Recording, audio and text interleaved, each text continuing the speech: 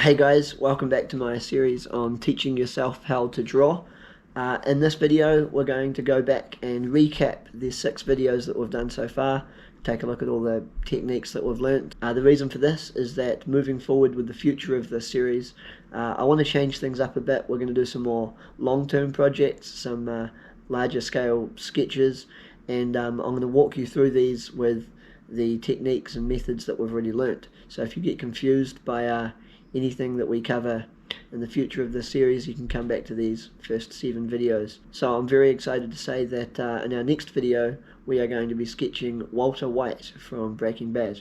So that's really exciting. I can't wait to share my methods with you, and of course this is all about being creative and teaching yourself how to draw. If you haven't been following the series so far, feel free to go back and watch the previous 6 videos. I have no arms and legs. I am teaching you how to sketch. I use a pencil in my mouth, but you can use your hands or anything else within reason. Anything else that you can use to draw. So let's get going. So in the first video, we really just discussed creativity and just explored pretty much the fundamentals of drawing.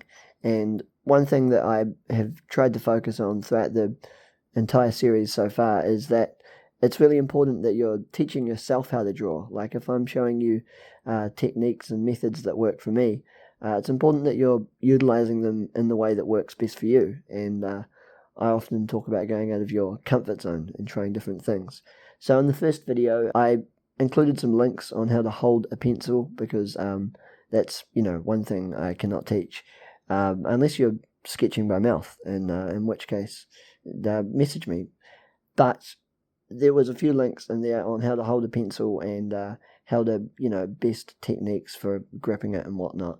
And following from that, I also said just start drawing with whatever tool you have available, whatever pencil you've got lying around, a pen, a crayon, anything, because this early sort of stage in your career of teaching yourself how to draw is just about finding where your skills are already at, and perhaps you're already somewhat artistic, and you shouldn't need to use any particular pencils or any particular tools when you're just starting out, when you're just exploring creatively.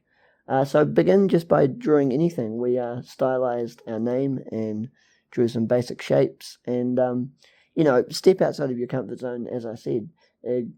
Explore some shading, explore drawing shadows on the shapes that you've drawn, and once you're comfortable with all of that, I recommend finding what aesthetic suits you, because I've tried to cover several different techniques in every video on this series so far, but depending on your own personal preference depends on what aesthetic really works best for what you're wanting to draw.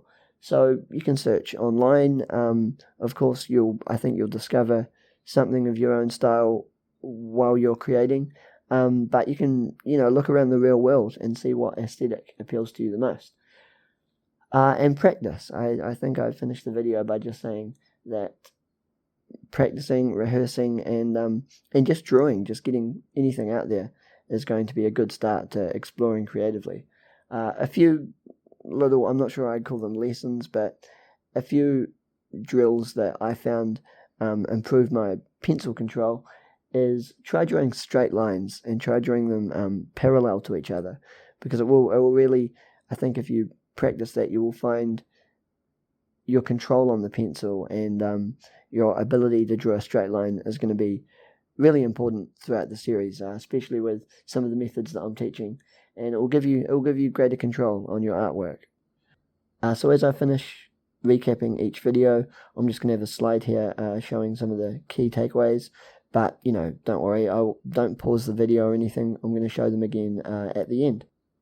So for the second video, we focused on sketching and line work, and I recommended drawing a picture by beginning with the outline and then working your way into the details.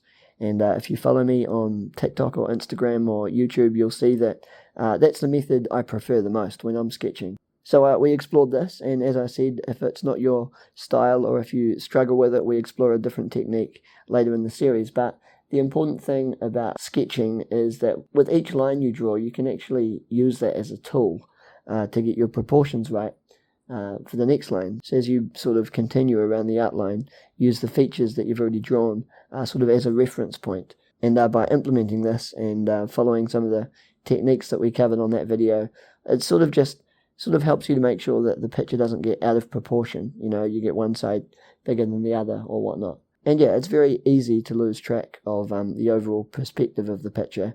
So I think something we discussed there was practicing those straight lines can really be an invaluable tool to measuring the length and the angle of each line. As you go around the outline, you can sort of identify the minor details that you've already done as sort of landmarks, if you will. That's how I think of them, as sort of references. And we explored that really in depth in the sketching and line work video.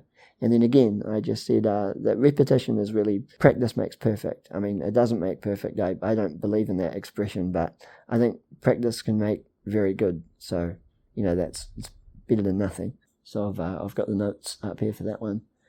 In the next video, we looked at sketching the details. So once we'd completed the outline, it was a sketch of Peter Griffin, we moved into the details. And it was very important to me to identify mistakes early as I'm drawing them. Really, ideally, sit back and look at your picture every 5-10 minutes. And if you do identify a mistake, and my preferred practice is to erase any mistakes as I'm going, because if you're using them as reference points for other details or to sort of continue sketching the outline of the picture, and you haven't corrected your mistakes, you know, the mistakes will compound and it will continue to get further away from what it is that you're trying to draw. So make sure you're sketching your first draft lightly. We did a bit of erasing in that video. And then once you have finished the sketch, if you're choosing to shade, we weren't shading on this one, but if you are choosing to shade, just erase the whole picture very lightly once you've finished the draft.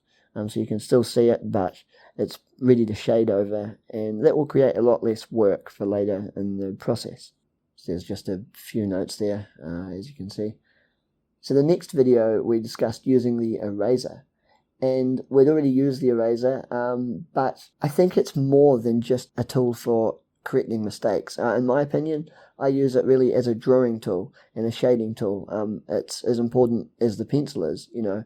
I know that a common misconception is that if you draw the picture right, you won't need to use an eraser, but I definitely come equipped with an eraser in every project because I use it just as much as the pencils in getting the shading right. And as I said, it's important to keep the line work light and to be erasing mistakes as you go, which you will invariably be making them. So as you come into the shading stage, just be aware of the light and the shadows sort of around your picture, because when you are erasing the draft, you don't want to completely remove it, but you also don't want the lines to be so dark as that they're still visible once you've finished shading. So I'm going to show the notes here. I gave a few shading basics also in this lesson, because the next video on how to shade, I tried to compact a lot of information into that one, so I'll show the notes here. And yeah, the video on how to shade, I recommended that you know at least several shading techniques, at least the basics. I taught 4, but there's really 3 imperative shading techniques that, regardless of what your aesthetic is, you're going to want to learn them. Thankfully, the first of these is very simple, so that's hatching, and we discussed hatching, how it's really the simplest shading method. Doesn't take up much of your time, it's very quick, and you can get effective results almost immediately. I mean, obviously practice, but I'm sure it's the easiest to pick up. And then moving forward, we explored cross-hatching, and cross-hatching, it's similar, but it's got some additional depth, and it sort of gives off a different texture, but no, it follows the same principles, and it's another very important shading technique to be aware of. And thirdly, we discussed smudging. So in this, I'm using the eraser almost more than I was using the pencil. And yeah, smudging is incredibly important to most aesthetics, really, including realism. So whatever style you choose to adopt for your drawing, it's good to know how to hatch, it's good to know how to smudge, and really I try to blend my shading. have a deep focus on realism, which is why it was exciting for me to do these sort of cartoon drawings in the past, because that really is kind of out of my comfort zone. And then we discussed being able to recognize the basics of shading. So when you're coming into a picture, what texture are you wanting to give off, and that will really determine which shading method you use for the picture. So just really rehearse shading. I discussed all sorts of shapes and ways in which that you can rehearse your different shading techniques, and combine different techniques, try them together, explore how that looks, and I'm sure you'll definitely get something unique. And as I said, this series is all about teaching yourself. So yeah, I think that's important, just to try to mix and match all that you've learnt and all that you continue to sort of develop, and see what kind of styles you get. And finally, I also showed a fourth method, which was pointillism. And this is a bit of a niche shading technique to me. I only picked it up a few years ago. I saw a friend do it, and she was very talented, so I wanted to give it a shot. And we explored that. But again, I think hatching and cross-hatching and blending, that's really, those basics are important to know if you plan on shading your sketches. So there's quite a few notes there. And finally, in my last video, we discussed details and outlines and drawing a picture from scratch. If you're wanting to start with the details, if you prefer to avoid the sort of big picture outline approach that we'd done earlier. And of course, I do prefer to draw the outline first, but we explored details and how we can sort of begin with a central point and work our way out. And it's not my preferred method, but I can definitely see how it's easier to get each feature in proportion, and it feels somewhat like completing a maze, because you're drawing your way back from the center, and you're trying to sort of get out to the outline. And when you're at that point, you're going to know whether your picture's in proportion and whether it looks right or not. But again, just sort of approach it like you did with the outline. Each feature that you do, it's kind of like a dot to dot, where you're sort of connecting each part of your picture, and as you fill in the gaps, you start to see the whole shape sort of take figure. So we had some circles there in that picture, and whenever you're approaching something that might cause you difficulty, such as straight lines or circles, it's very difficult to get those right, especially if you're doing them by hand or mouth without a tool. So I recommended drawing the surrounding details first. Sort of draw anything organic or natural around those shapes, and they'll help you sort of be more structured in your approach.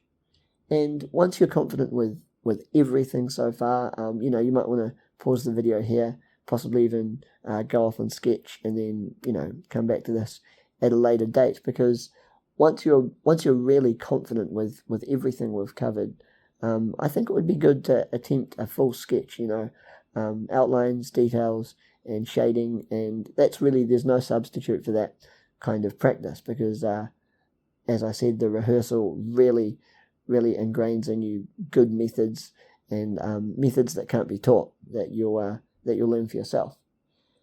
So moving forward with the future of this series, we're going to sketch Walter White from Breaking Bad, and I'll begin that in my next video. So what we're going to do is utilize only the lessons that we've learned from this series so far. So I'm going to walk you through that, and we're going to establish the picture's overall size and position. I'm going to begin with the outline. Of course, this is about teaching yourself. You can begin with the details first, and I'm going to make sure we're focusing on the big picture and the proportions, and then we're going to move in to the details. But if you prefer different methods, as I've taught, then begin with one specific detail to focus on, and then work your way back. So that's really exciting, and I can't wait. The future of this series, we're going to hopefully perform a lot more of these sketches. So yeah, that's the immediate future of this series, and I'm really excited because I think I really learned something from each project, and being able to discuss what I'm doing and really walking through each video until we get to sort of the finished product. It's going to be a very realistic sketch. It's going to include a lot of shading, sometimes up to 70 to 80% of the time I spend on a sketch can be shading, and I'll share my resource material, what we're going to be copying. I'll share what pencils I'm using with you, and yeah, I'm really excited. So make sure you're subscribed to the channel, make sure to like the video if it helps, and we're going to begin that in the next video. So just a real quick recap here. I'm going to show each of the 6 slides, each of the topics that we've covered in this series: creativity, sketching and line work, the details, using the eraser, how to shade, and the outlines and the details and the plans for the future of this series. So I've compiled that all into one slide here, which you can screenshot or save, or pause it, come back for reference. And thank you very much for watching. I'm really excited with the future of this channel. Make sure to keep notifications on. Don't forget to stay creative and really learn for yourself. A lot of these techniques just come with a lot of practice. So all the best with your art, and I will see you in the next video.